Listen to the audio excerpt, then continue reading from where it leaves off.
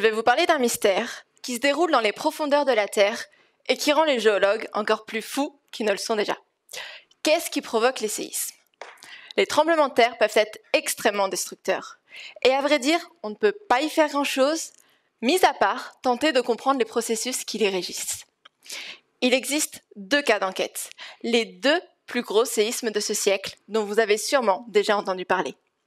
Celui de Sumatra, en Indonésie, survenu juste après Noël en 2004, et celui de 2011 au Japon, suivi par un tsunami qui a endommagé la centrale nucléaire de Fukushima.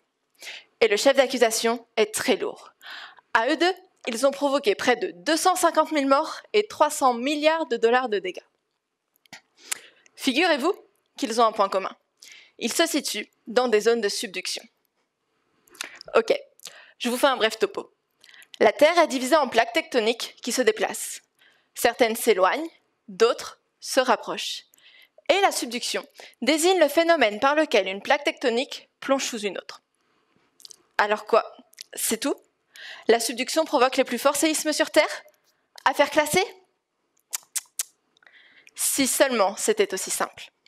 J'enquête en Équateur, et là-bas, la sismicité, c'est un sacré casse-tête. La plaque qui plonge sous le continent sud-américain provoque par endroits de très forts séismes, mais quelques dizaines de kilomètres plus loin, rien. Troublant, n'est-ce pas? C'est cette observation qui nous a poussé à mener l'enquête, pour savoir pourquoi est-ce que deux zones qui semblent similaires et très proches géographiquement se comportent différemment.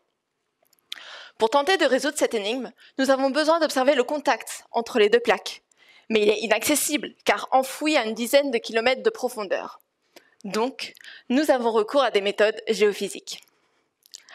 J'ai embarqué sur un navire océanographique qui propulse des ondes vers le sous-sol. Un peu comme on enverrait des espions sur le terrain, quoi.